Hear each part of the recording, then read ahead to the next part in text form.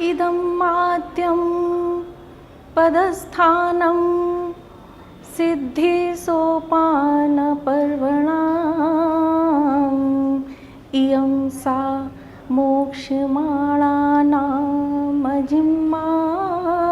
राजपद्धतिः। नमस्कार, मैं डॉक्टर उर्मी गौतम, प्रवक्ता संस्कृत, जेवी जैन इंटर कॉलेज सहारनपुर, कक्षा 11, विषय संस्कृत के शिक्षण में सभी विद्यार्थियों का अभिनंदन करती हूँ। प्यारे विद्यार्थियों, मैंने जो अभी ये श्लोक बोला है, इस श्लोक का अर्थ है कि इदम् आद्यम पदस्थानम, अर्थात यह जो शब्द ज्ञान है ये सबसे प्रथम स्थान है, आदि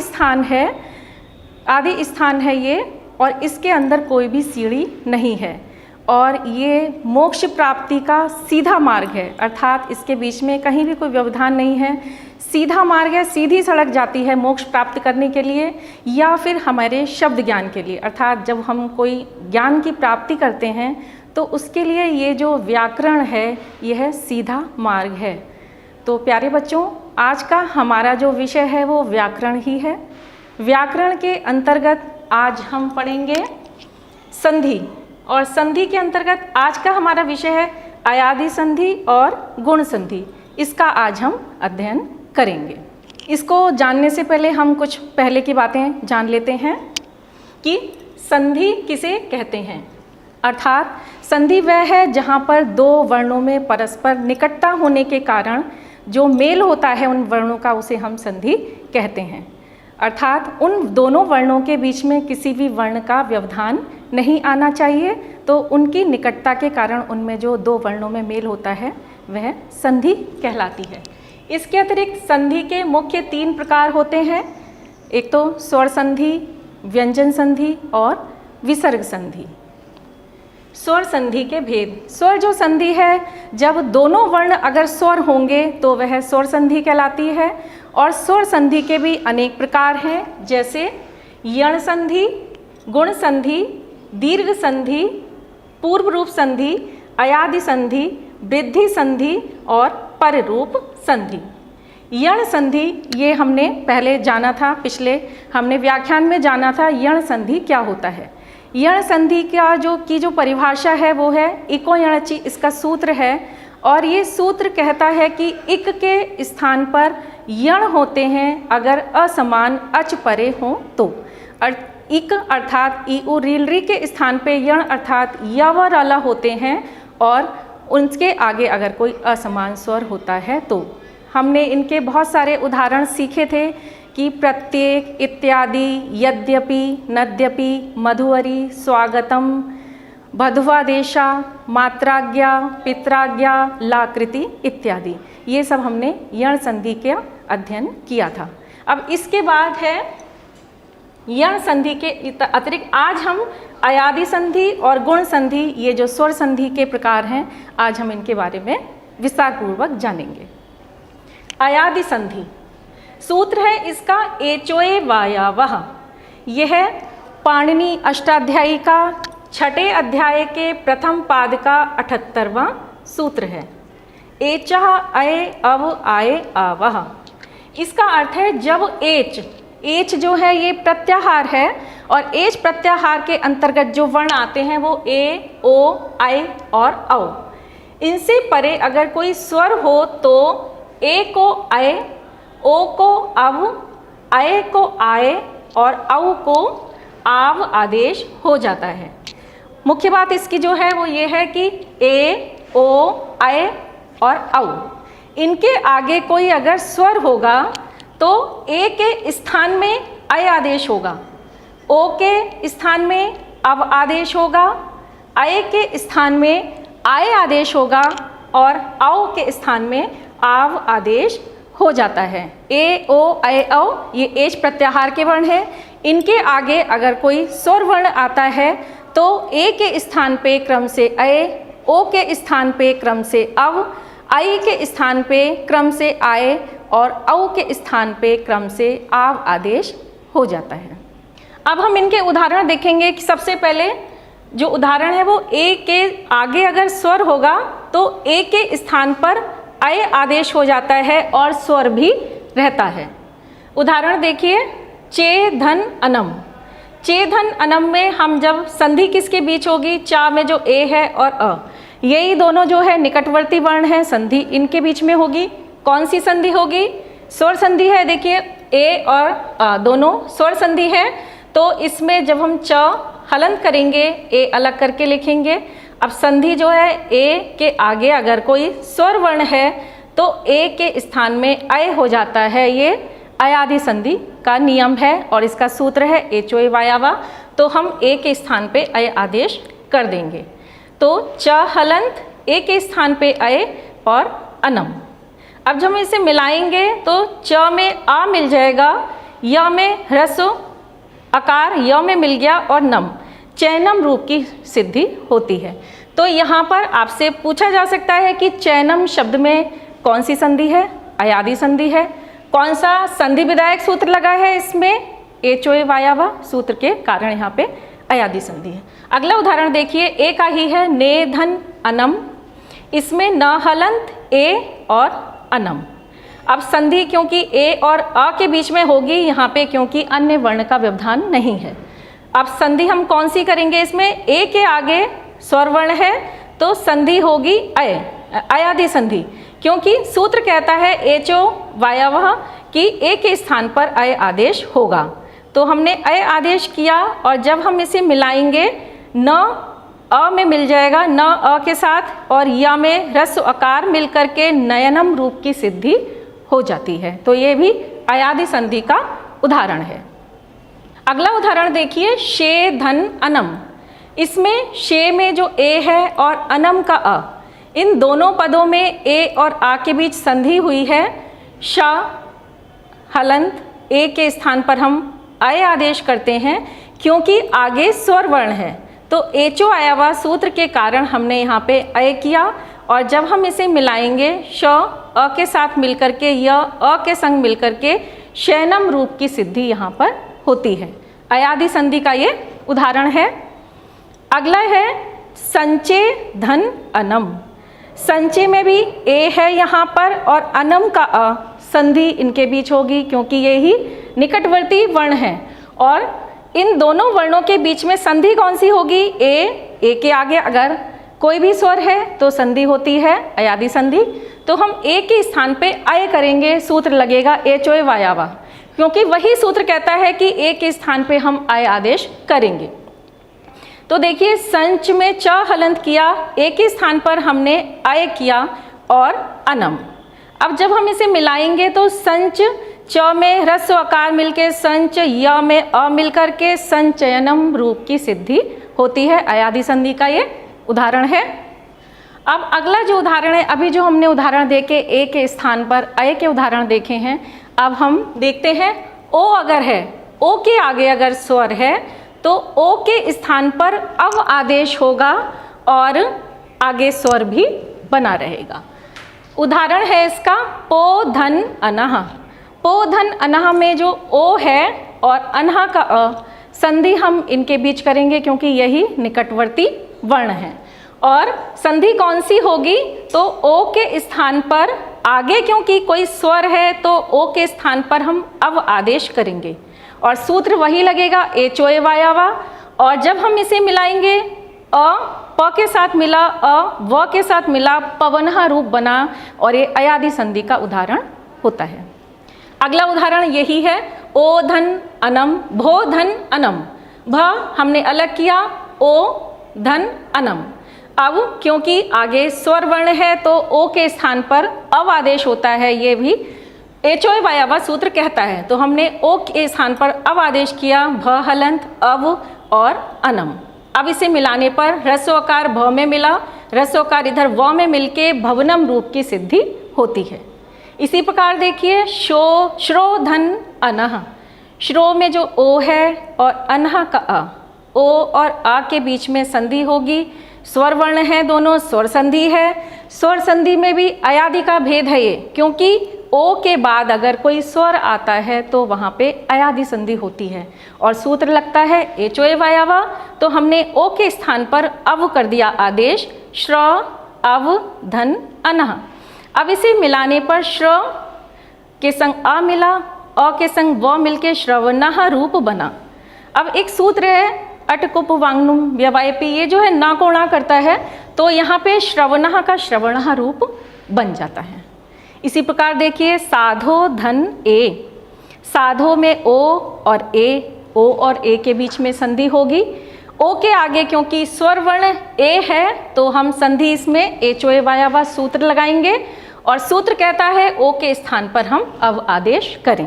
तो हमने साध हलंत ध अव और ए हमने लिखा है। अब इसे मिलाने पर ध अ के साथ मिलके स और ए के साथ वे मिलके साध वे रूप की सिद्धि हो जाती है और ये अयादि संधि का उदाहरण है। आगे ही भानो धन ए, भानो धन ए में भी ओ और ए है, संधि इनके बीच हुई है। ओ के स्थान पे हम अव आदेश करते हैं क्योंकि एचोए वायावा सूत्र यहाँ पे सिद्ध होता है। तो हमने भान अव और ए लिखा है। अब हम इसे जब मिलाएंगे ह्रस्व ओकार ना में मिल जाएगा, ए व में मिल करके भानवे रूप सिद्ध होगा। इसी प्रकार देखिए विष्णु धन ए है, विष्णु धन ए में विष्णु ओ धन ए। अब यहाँ पर ओ और ये स्वर वर्ण है, स्वर संधि का उदाहरण हो गया। स्वर संधि में भी ओ के आगे ए है तो ये उदाहरण किसका हुआ? अयादि संधि का, क्योंकि एचोए वायावा सूत्र लगने के कारण यहाँ पे ओ के स्थान पर हम अव आदेश करते हैं तो बनता है विष्णु, ण हलंत हो जाएगा और अव ओ के स्थान पर और ए। अब इसे मिलाने पर ण में अ मिलकर के विष्णु और ए व के संग मिल करके विष्णवे रूप बनता है। अयादि संधि का ये उदाहरण है। अब देखिए आई है, यहाँ पे आई और स्वर जब आएंगे तो आई के स्थान पे आए आदेश हो जाता है और स्वर भी रहता है। ये जो है सूत्र कहता है एचोए वायावह। और उदाहरण आप देखिए इसका, नई धन अकह, नई में न हलन करिए, आई अलग लिखिए और अकह। अब सूत्र के अनुसार आई के स्थान पर आए आदेश होगा, ये एचोए वायावा सूत्र कहता है। तो हमने आई के स्थान पर आए आदेश किया है और अकह आगे लिखा रहेगा। अब आप इसे मिलाइए, दीर्घ आकार न में मिल गया, ना बन गया, ह्रस्वकार य में मिल गया, नायकः रूप यहाँ पर अयादि संधि का उदाहरण सिद्ध होता है। आगे देखिए शई धन अकह, शई में श हलंत आई धन अकह। अब इसमें आई के स्थान पे आए आदेश हम करेंगे क्योंकि आगे कोई स्वर वर्ण है तो इसलिए हमने आए आदेश किया और श आ में मिलके शा, य में अ मिलकर के य और कह शायकः रूप बनता है। इसी प्रकार से देखिए दई का अगले उदाहरण कि दई धन अकह, आई का उदाहरण है ये, द आई धन अकह। इसमें आई के स्थान पे आए आदेश हो जाएगा। एचोए वायावा सूत्र लगा है आगे, क्योंकि स्वर वर्ण है इसलिए आई के स्थान पे हम आए आदेश करते हैं। तो द हलंत आए और अकह। अब इसे मिलाने पर आ में द मिल गया और य ह्रस्व आकार य के संग मिल करके दायकः रूप सिद्ध हुआ। इसी प्रकार से अगला उदाहरण है नई धन इकाह का। इका का नई में आई हमने अलग किया, इका आगे लिखा है। आई और इक के बीच में संधि है, स्वर संधि है। स्वर संधि में अयादि संधि का भेद है क्योंकि आई के आगे कोई स्वर वर्ण आने के कारण आई के स्थान पर आए आदेश होता है तो हमने आए आदेश किया है और न में आए के स्थान पे आए करके इका हम ऐसे ही लिखेंगे और मिलाने पर दीर्घ आकार न में मिलके ना और इ जो है वो या के से मिलके इसमें ये का नायिका रूप की सिद्धि होती है। अब आगे देखिए औ और स्वर। औ के आगे अगर स्वर आएंगे तो औ के स्थान पर आव आदेश हो जाएगा और स्वर वर्ण भी आगे रहेगा। इनके उदाहरण देखिए आप, पौ धन अकह। पौ में प हमने हलंत किया है और ये जो स्वर है ये औ है। औ में आगे क्योंकि आगे स्वर वर्ण है तो हम औ के स्थान पर आव आदेश कर देते हैं। सूत्र वही कहता है एचोए वायावा कि इसमें औ के स्थान पर आव आदेश हो जाता है। तो प हलंत औ के स्थान पर आव आदेश और अकह। अब इसे मिलाने पर दीर्घ आ प में मिला पा, व में मिला व और कह, पावकह रूप बनता है। ये अयादि संधि का उदाहरण है। इसी प्रकार से पौ धन अनह, इसमें देखिए औ है यहाँ पे आगे स्वर वर्ण है और स्वर वर्ण आने के कारण यहाँ पे हम औ के स्थान पे आव आदेश करेंगे, अयादि संधि है। प में आ मिला के पावनह रूप बन जाता है, अयादि संधि का उदाहरण है ये। अगला उदाहरण एतौ धन अपि, इसमें औ और अ के बीच में संधि है, स्वर वर्ण होने के कारण औ के स्थान पर हम वही आव आदेश करते हैं, तो एत आव धन अपि। अब मिलाने पर एतावपि, एतावपि रूप सिद्ध होता है। इसी प्रकार से देखिए बालकौ धन अपि, बालकौ में औ, बालक क हलंत औ धन अपि, इसमें भी बालक औ के स्थान पर हम आव आदेश करेंगे। क्यों करेंगे? क्योंकि एचोए वायावा सूत्र लग रहा है और वो कह रहा है कि औ के स्थान पे हमें आव आदेश करना है। क्यों? क्योंकि आगे स्वर वर्ण है, तो स्वर्ण वर्ण आ होने के कारण हमने आव आदेश कर दिया यहाँ, और रूप बना दीर्घ आ क में मिला बालका और अ व में मिलके वपि, बालका वपि रूप यहाँ पे बनता है। इसी प्रकार देखिए श्रौ धन इका, श्रौ में औ अलग किया और इका, इसमें श्र औ के स्थान पर आव आदेश, क्योंकि आगे स्वर वर्ण ई है, तो अब मिलाएंगे इसे हम, तो श्रा और ई जो है वो वा में मिल जाएगी, श्राविका रूप की सिद्धि होती है। आगे उदाहरण है भौ धन उकहा का, हमने औ को अलग करके लिखा है, भ हलंत है और उकहा। अब औ के स्थान पर हम वही आव आदेश करते हैं, क्योंकि यहाँ पर आगे उ जो है वो स्वर वर्ण है, और किसके कारण हुआ है? एचोए वायावा के कारण हुआ है, ये सूत्र कहता है। तो अब इसे जब हम मिलाएंगे, आ भ में मिलके भा बना और उ व में मिलकर के भाव का रूप बनता है, ये अयादि संधि है सब। अब आगे देखिए दो धन एव, दो धन एव में संधि होगी, जो औ है इसमें और ए में स्वर संधि है, स्वर संधि का भेद है अयादि संधि, क्योंकि आगे स्वर वर्ण है तो सूत्र कहता है औ के स्थान पर आव आदेश हम करेंगे, और सूत्र क्या है? एचोए वायावा। तो हमने दो हलंत किया, औ के स्थान पर आव आदेश किया और एव, ये हमने लिखा। अब इसको मिलाने पर आ दो के संग मिला द्वा, और ए जो है व के संग मिलेगा वेब, तो द्वावेव रूप की सिद्धि होती है, अयादि संधि का ये उदाहरण है। प्यारे बच्चों, हमने जितना भी पढ़ा है एक बार हम इसे प्रश्नोत्तर के माध्यम से देखते हैं कि अयादि संधि किस संधि का भेद है। तो जो मुख्य तीन संधियां हैं, स्वर संधि, व्यंजन संधि और विसर्ग संधि, तो ये स्वर संधि का ही भेद है। इसी प्रकार से अयादि संधि विधायक सूत्र बताइए, तो आपको सूत्र बताना है, इसमें एचोए वायावा सूत्र इसमें लगा है। अगला प्रश्न है आपसे, एच प्रत्याहार के अंतर्गत कौन कौन से वर्ण आते हैं? तो एच प्रत्याहार में जो चार वर्ण हैं, ए, ओ, आई और औ, ये चार वर्ण जो है वो एच प्रत्याहार के अंतर्गत आते हैं। अगला प्रश्न है, ए के स्थान में क्या आदेश होगा यदि आगे कोई स्वर वर्ण है तो आप ये ध्यान रखिए, ये सूत्र जो है एचोए वायावा का है, इसके आधार पर अगर आगे कोई स्वर वर्ण है तो ए के स्थान पर हम अय आदेश करते हैं। अगला प्रश्न है, पावकः में कौन सी संधि हुई है? पावका, पौ धन अकहा, पौ में औ जो है उसके स्थान पर आव हुआ है, और संधि यही जो भी आपने पढ़ी अयादि संधि का ये उदाहरण है। हमने जो भी पढ़ी ये अयादि संधि पढ़ी और इसके अंतर्गत हमने बहुत सारे उदाहरण देखे। अब हम इसके अतिरिक्त स्वर संधि का जो अगला भेद है गुण संधि, वो हम पढ़ते हैं। गुण संधि का सूत्र है आद गुणः। ये 6:187 जो है ये पाणिनि अष्टाध्यायी के छठे अध्याय के प्रथम पाद का 87वां सूत्र है ये आद गुणः।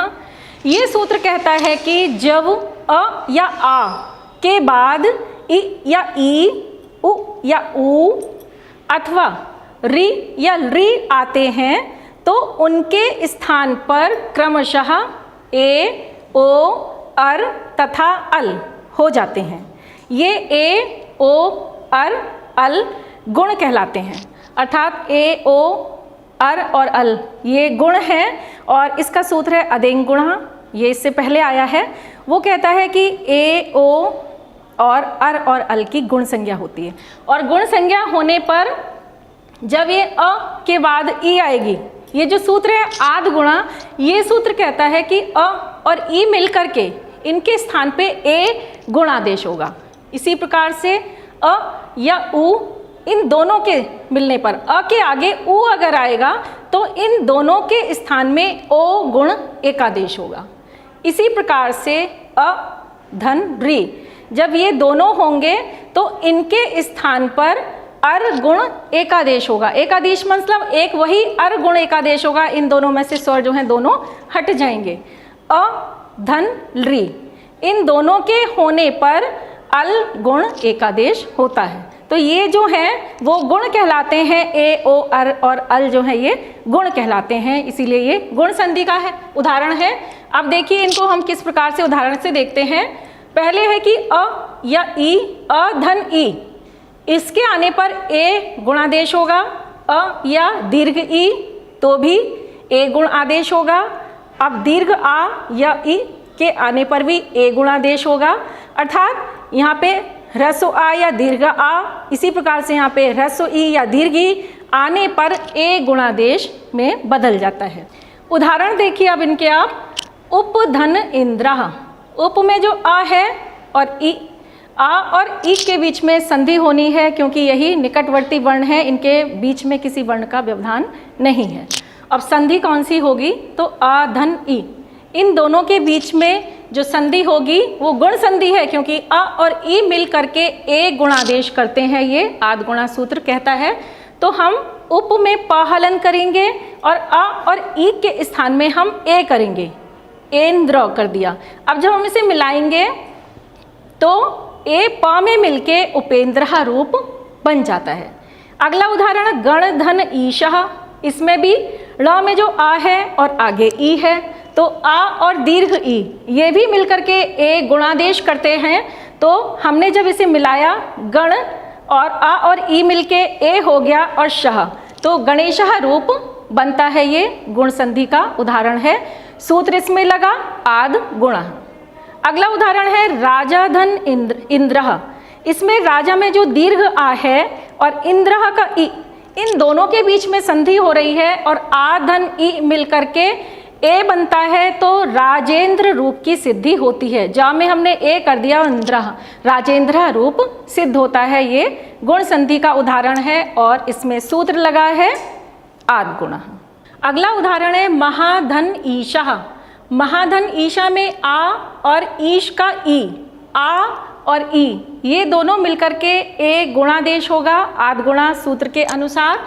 तो हम आ और ई के स्थान पे ए करेंगे और रूप बनेगा महेशः। इसी प्रकार से रमाधन ईशः, इसमें दीर्घ आ और दीर्घ ई, आ और ई मिलकर के ए गुणादेश होता है आद गुणा सूत्र के अनुसार। तो हमने म में ए कर दिया और रमेशः रूप सिद्ध हो गया और ये संधि कौन सी है, गुण संधि। इसी प्रकार से अगला उदाहरण है तथा धन इति का। तथा में आ और इति में ई, आ और ई इनके बीच में संधि होगी और संधि है ये गुण संधि क्योंकि आ और ई मिलकर के ए गुण आदेश होता है। तो हमने इसमें ए कर दिया और तथेति रूप बना और सूत्र किसकी सहायता से, आद गुणा सूत्र की सहायता से। आगे है अब हमने जो अभी पढ़े ये उदाहरण थे, आ और ई के स्थान पे ए गुणादेश होता है। इसके बाद है आ धन उ, इन दोनों के स्थान पर ओ गुण आदेश होता है, ये आद गुणा सूत्र कहता है। इसमें जो है अ ह्रस्व आकार या दीर्घ आकार, इसी प्रकार से उ भी ह्रस्व उ या दीर्घ उ, इन दोनों में से कोई भी हो सकता है। तो इन दोनों के स्थान पे एक ओ गुण एकादेश होगा, ये आद गुणा सूत्र के अनुसार है। उदाहरण देखिए इनके। सबसे पहले सर्वधन उदय। सर्वधन उदय में सर्व में जो अ है और उदय में उ, इन दोनों के स्थान में जब हम ओ करेंगे इस सूत्र के अनुसार तो रूप बनेगा सर्वोदयः। इसी प्रकार से बन धन उत्सव, इसमें नौ में आ और उत्सव का उ, इन दोनों के स्थान में ओ गुणादेश होगा और रूप बनेगा बनोत्सवा। हमने ओ कर दिया यहाँ पे तो रूप बना बनोत्सवा। और संधि है ये गुण संधि। सूत्र कौन सा लगा है इसमें? आद्गुणा सूत्र लगा है। आगे उदाहरण है गंगा धन उदकम। गंगा में आ दीर्घ आ है, उदकम में उ रस उ है, तो आ और उ मिलकर के ओ गुणादेश होता है, ये आद्गुणा सूत्र कहता है। तो हमने ओ कर दिया, गंगोदकम रूप यहाँ पर सिद्ध होता है। इसी प्रकार से अगला उदाहरण देखिए, गगन धन ऊर्ध्वम। गगन में ह्रस्व आ है और ऊर्ध्वम में दीर्घ उ है, अ और उ मिलकर के ओ हो जाते हैं, तो हमने इसको गगनोर्ध्वम रूप पढ़ेंगे और ये उदाहरण है गुण संधि का। अगला उदाहरण देखिए, गंगा धन ऊर्मी। गंगा में जो दीर्घ आ है और ऊर्मी में दीर्घ उ है, आ और उ मिलकर के ओ गुण एकादेश होता है, ये सूत्र कहता है आद्गुणः।